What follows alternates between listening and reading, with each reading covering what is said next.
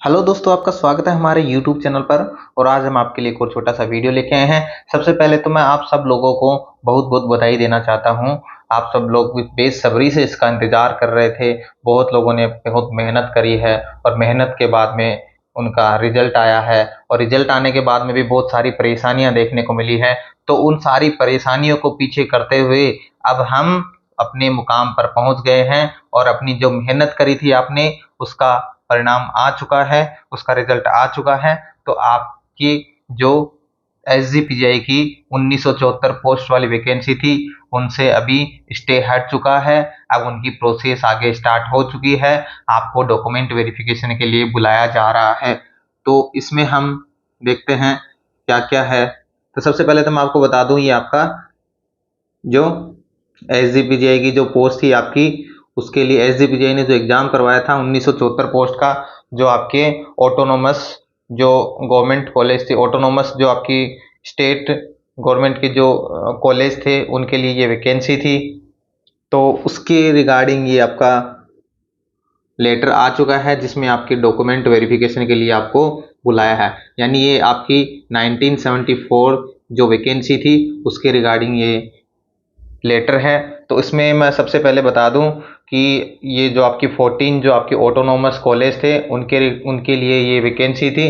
तो 1974 यहाँ पर पोस्ट हैं, जिसकी रिजल्ट आ चुका था, लिस्ट भी आ चुकी थी आपके पास पहले ही। लेकिन डॉक्यूमेंट वेरिफिकेशन के लिए नहीं बुलाया था, क्योंकि इसके ऊपर कोर्ट से स्टे लग रहा था। तो वह स्टे अभी इसका हट चुका है, अभी इसकी प्रोसेस चल रही है। तो इसके लिए आपको 13 जून से लेके 19 जून तक आपका डॉक्यूमेंट वेरिफिकेशन किया जा रहा है। तो उसके लिए आपको बुलाया जा रहा है। तो ये इसके अंदर क्या क्या दे रखा है, देखिए।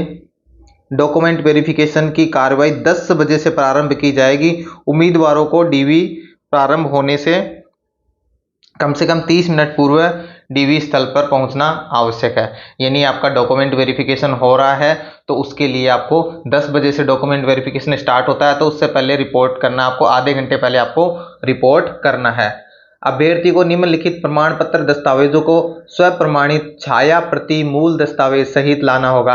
यानी आपके जो ये नीचे लिस्ट दे रखी है, उस लिस्ट में जितने डॉक्यूमेंट हैं, वो सारे डॉक्यूमेंट आपको लेके आने हैं। वो सारे डॉक्यूमेंट और साथ में आपको इसको फोटोकॉपी भी लेनी है। अब फोटोकॉपी की बात करें तो आप 2 सेट तो इसके बना ही लेना। इसमें डॉक्यूमेंट में क्या क्या चाहिएगा, देखिए 10th की मार्कशीट तो आपका रहेगा ही रहेगा। उसके साथ में जितनी भी आपकी स्कूल की, और जैसे 10th और 12th की मार्कशीट हो गई, और कॉलेज की जो मार्कशीट है वो हो गई, वो आपको लेके आनी है। और साथ में जो फिर हम बात करते हैं शैक्षणिक प्रमाण पत्र, यानी जो भी आपके मार्कशीट हैं वो आपको लेके आनी है साथ में। फिर कास्ट सर्टिफिकेट है तो वो लेके आना है साथ में, अगर अप्लीकेबल है तो। एक्स सर्विसमैन है तो उसका भी आपको लेके आना सर्टिफिकेट। और 2 आपको कलर पासपोर्ट साइज फोटो लेके आनी है। और अगर आप पहले से किसी ऑटोनोमस या गवर्नमेंट वर्किंग है, तो आपको एनओसी भी साथ में लेके आनी है। और जो आपका एडमिट कार्ड था वो भी आपको साथ में लेके आना है। और 2 करेक्टर सर्टिफिकेट लेके आनी है। और 2 ये आपका जो डिक्लेरेशन फॉर्म है, घोषणा पत्र है, वो भी आपको लेके आने हैं। जो आपका करेक्टर सर्टिफिकेट और जो आपका डिक्लेरेशन फॉर्म है, इसका फॉर्मेट इस पीडीएफ के अंदर सबसे लास्ट में आपको मिल जाएगा। इस फॉर्मेट में आपको ये दोनों लेके आने हैं। इसके बारे में हम बात करने वाले हैं वीडियो के लास्ट में। तो उससे पहले ये जितने भी आपके मार्कशीट हैं और आपका जो रजिस्ट्रेशन है, रजिस्ट्रेशन वाला जो सर्टिफिकेट है, वो भी लेके आना है। और आपकी जो कंप्लीशन डिप्लोमा सर्टिफिकेट है, वो भी आपको सब आप यहाँ पर लेके आना है।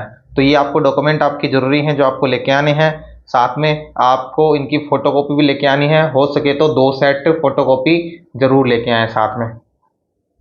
उसके बाद में आगे हम बात करते हैं, अभ्यर्थी कम से कम एक फ़ोटो परिचय पत्र मूल रूप से, जैसे driving licence, voter ID, Aadhaar card, PAN card, passport, डीवी ले साथ डीवी स्थल पर लाना आवश्यक होगा। यानी आपको अपना आधार कार्ड तो ज़रूर लेके जाना है, आधार तो ज़रूर लेके जाना है। उसके साथ में आपको वोटर आईडी भी ले सकते हैं, डीएल भी ले सकते हैं, मूल निवास भी ले सकते हैं। और ये सारे डॉक्यूमेंट ले सकते हैं, लेकिन आधार कार्ड तो ज़रूर लेके जाना। और आपने फॉर्म में कोई एड्रेस भरा है तो आप देख लें, कोई जो एड्रेस भरा है वो उसका एड्रेस प्रूफ साथ में ले जाना, अगर आपको कुछ लगता है तो। लाइट बिल भी ले जाना, लाइट का बिल भी ले जाना, यानी अगर आपने जहाँ का एड्रेस भरा है उस एड्रेस का प्रूफ भी साथ में ले जाना, कहीं कोई इशू ना हो, आप वो दिखा सकते हैं वहाँ पर। प्रत्येक उम्मीदवार को उसके रोल नंबर के साथ में उपस्थिति पंजिका डीवी शुरू होने से पहले, यानी आपकी वहाँ पर अटेंडेंस ली जाएगी, आपके रोल नंबर के आगे आपको साइन करने हैं। उम्मीदवार दस्तावेज सत्यापन हॉल में शांति बनाए रखें, आपको साइलेंस रखना है, आपके जहाँ पर डॉक्यूमेंट वेरिफिकेशन होता है वहाँ पे हल्ला नहीं मचाना है, कहीं हल्ला मचाने लग जाओ कि हमारा तो डॉक्यूमेंट वेरिफिकेशन हुआ बड़ी मुश्किल से, मजे हो गए, अब हम चिल्लाएंगे, ऐसा नहीं करना है, शांति बनाए रखनी है। उसके बाद में आगे हम बात करते हैं उम्मीदवारों को आगे के निर्देशों की पालना करना आवश्यक हो, यानी जो भी आगे आपको इंस्ट्रक्शन मिलेंगे उसको फॉलो करना है आपको। यदि नियमों का उल्लंघन करता है डीवी से निष्कासन या ऐसे दंड के लिए उत्तरदायी होगा। अगर आप कुछ भी अगर उनके रूल्स रेगुलेशन फॉलो नहीं कर रहे हो तो आपको डॉक्यूमेंट वेरिफिकेशन से बाहर निकाल दिया जाएगा, और साथ में और भी एक्शन ले सकते हैं जो भी उनको सही लगेगा। दस्तावेज सत्यापन के समय दिनांक केंद्र में परिवर्तन के किसी भी अनुरोध पर विभाग द्वारा किसी भी परिस्थिति में विचार नहीं किया जाएगा। यानी अगर आप बोलो कि सर मैं मेरा डॉक्यूमेंट वेरिफिकेशन बाद में करवाना चाहता हूँ, या फिर मेरा डॉक्यूमेंट वेरिफिकेशन मैं यूपी में ना चाह के दिल्ली में चाहता हूँ, मैं बोल दूँ मैं हरियाणा में चाहता हूँ या फिर पंजाब में चाहता हूँ, तो ऐसा नहीं होगा। जो उन्होंने फाइनल किया है वही आपका डॉक्यूमेंट वेरिफिकेशन होगा। उसके अलावा आपकी यहाँ पर डॉक्यूमेंट वेरिफिकेशन से रिलेटेड कोई भी रिक्वेस्ट नहीं ली जाएगी। आगे बात करते हैं डीवी का। ये कदापि अर्थ नहीं होगा कि अभ्यर्थी का चयन हो गया, यानी डॉक्यूमेंट वेरिफिकेशन आप करवा रहे हैं तो इससे ये मतलब नहीं है कि डॉक्यूमेंट वेरिफिकेशन हो गया तो आपका सिलेक्शन हो गया। उसके बाद में उनको फाइनल जो लिस्ट वो मेरिट लिस्ट मतलब फाइनल हो ही गया, लेकिन फिर भी अगर किसी ने गलत इन्फॉर्मेशन दी है, किसी ने कुछ भी जैसे नर्सिंग नहीं करी, उसने बोल दिया नर्सिंग कर ली, या फिर कंप्लीट नहीं हुई फिर उन्होंने कर दी, कुछ भी ऐसा उनको लगा जो आपका क्राइटेरिया को फॉलो नहीं कर रहे हो या जो आप एलिजिबल नहीं हो, तो आपको वहां पर हटा सकते हैं वहीं से।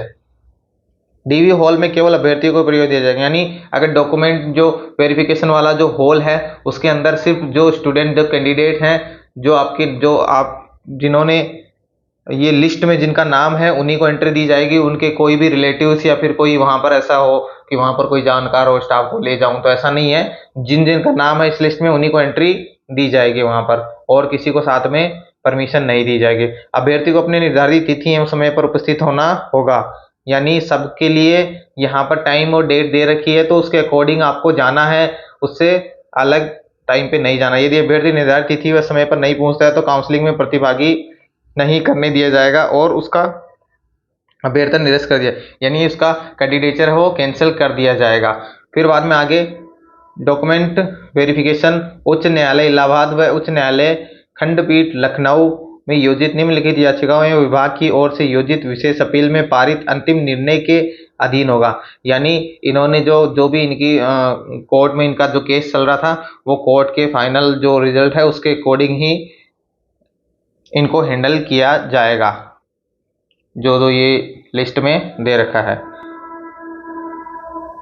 यात्रा एवं अन्य खर्च, यानी आपको टीए डीए नहीं मिलने वाला है। नो टीए एंड डीए, आपको कुछ नहीं मिलने वाला है। पदों की संख्या घट व बढ़ सकती है, अभी भी ये अपनी पोस्ट में कम ज़्यादा कर सकते हैं। और अभ्यर्थियों की सूची श्रेणीवार नीचे निर्धारित हो रही है। अभ्यर्थी को अपने क्रम संख्या के आधार पर हिदायत की गई तिथियों समय पर उपस्थित होंगे, यानी ये नीचे जो लिस्ट दे रखी है उस लिस्ट के अकॉर्डिंग ही कैंडिडेट को वहां पर पहुंचना है। ये लिस्ट कुछ इस प्रकार है, मैं आपको बता देता हूं। तो सबसे पहले हम बात करें जो 13/6/2023, 13 तारीख को किसको जाना है, यूआर कैटेगरी में इस लिस्ट के अकॉर्डिंग जिसका 1 से लेके 105 तक नंबर है उनको 13 तारीख को जाना है। ओबीसी में 1 से 70 तक वालों को भी जाना है। एससी कैटेगरी में 1 से 70 वालों को जाना है, और ईडब्ल्यूएस में 1 से 35 तक जो लोग हैं उन सबको जाना है। फिर 14 तारीख को बात करें, अगले दिन उसको 106 से 210 यूआर वाले, ओबीसी वाले 71 से 140 और एससी वाले 71 से 140 और ईडब्ल्यूएस वाले 36 से 70। फिर हम बात करते हैं 15 तारीख को, तो 15 तारीख को यूआर में 211 से 315, ओबीसी में 141 से 210 और एससी में 141 से 210 और ईडब्ल्यूएस में 71 से 105। फिर 16/4 चौथे दिन आपका 16 तारीख को डॉक्यूमेंट वेरिफिकेशन होगा। उस दिन आपको यूआर में 316 से 420, ओबीसी में 211 से 280 और एससी में 211 से 280 और ईडब्ल्यूएस में 106 से 140। और फिर 17 तारीख को पांचवें दिन यूआर में 421 से 525 और ओबीसी में 281 से 350, एससी में 281 से 350 और ईडब्ल्यूएस में 141 से 175। फिर छठे दिन डॉक्यूमेंट वेरिफिकेशन होगा 18/6/2023 को, जिसमें 526 से 630 यूआर वाले और ओबीसी वाले 351 से 420, फिर एससी वाले 351 से 420, फिर ईडब्ल्यूएस वाले 176 से 196 और फिर एसटी वाले 1 से 14। और फिर सातवें दिन डॉक्यूमेंट वेरिफिकेशन होगा उस दिन 19/6/23 को। उस दिन 631 से 798 यूआर वाले और 421 से 532 ओबीसी वाले और 15 से 28 एसटी कैटेगरी वाले। इन सबको इस तरह से जाना है। अब यहाँ पे जो सीरियल नंबर दे रखे हैं उसकी लिस्ट यहाँ पे इस पीडीएफ में है। दस्तावेज सत्यापन के संबंध में भविष्य में कोई दिशा निर्देश जारी किया जाना होगा तो कार्यालय की वेबसाइट पर अपलोड कर दिया जाएगा। इसलिए अभ्यर्थी को यह अपेक्षा कि वह कार्यालय की वेबसाइट dgme.up.government.in पर नियमित रूप से अवलोकन करते रहें। आपको ये वेबसाइट विजिट करते हुए रहना है। ये यहाँ पर लिस्ट दे रखी है जिसमें हम बात करते हैं सबसे पहले यूआर की। तो यहाँ पर 798 कैंडिडेट की यहाँ पर लिस्ट दे रखी है। ये नाम वाइज लिस्ट है। ये लिस्ट आपको मिल जाएगी। अगर आपको ये नहीं मिल रही है तो मैं आपको ग्रुप में प्रोवाइड करवा दूंगा। टेलीग्राम चैनल का लिंक आपको मिल जाएगा डिस्क्रिप्शन में और वहां से आप ज्वाइन कर सकते हैं टेलीग्राम ग्रुप और वहां से आपको लिस्ट मिल जाएगी। तो ये आपकी लिस्ट है। यूआर में आपके 798 कैंडिडेट हैं इसके अंदर। उसके बाद में ओबीसी के यहाँ पर 532 कैंडिडेट हैं। ओबीसी के बाद में 532 कैंडिडेट के बाद में यहाँ पर जो एससी के हैं यहाँ पर 420 कैंडिडेट हैं एससी कैटेगरी के।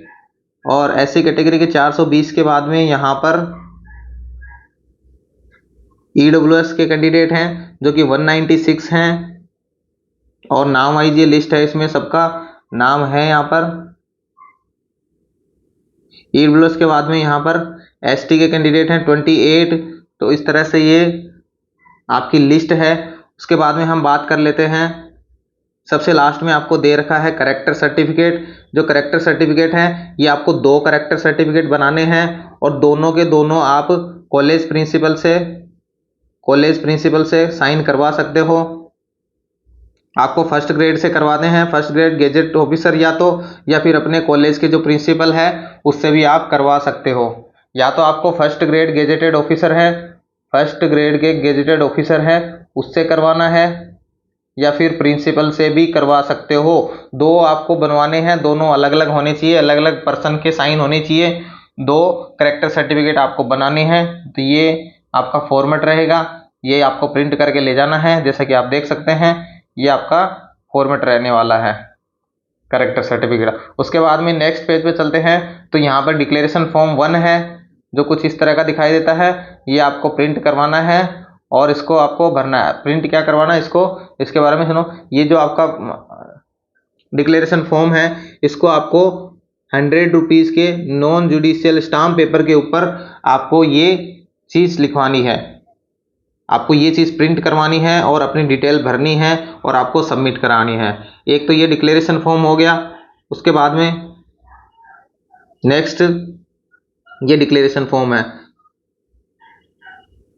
तो ये जो डिक्लेरेशन फॉर्म है ये भी आपको 100 रुपीज़ की नॉन जुडिशियल स्टाम्प पेपर पे आपको प्रिंट करवाना है, जिसमें ऐसा कैसा रहने वाला है, ये सब चीज़ें हैं उसके अंदर आनी चाहिए और ये आपको फिल करके देना है। ये आपको खुद ही फिल करना है और जमा करना है। ठीक है, ये था हमारे इस वीडियो में। और कुछ आपको इससे रिलेटेड कोई जानकारी चाहिए हो तो आप पूछ सकते हैं और हमारा टेलीग्राम चैनल ज्वाइन कर लें। कुछ भी आपको इन्फॉर्मेशन चाहिए हो तो कमेंट करके आप पूछ सकते हैं। बने रहिए हमारे चैनल पर और सब्सक्राइब करना ना भूलें ताकि आपको टाइम पर अच्छी इन्फॉर्मेशन मिलती रहे। थैंक यू दोस्तों, मिलते हैं नेक्स्ट वीडियो में। राधे राधे।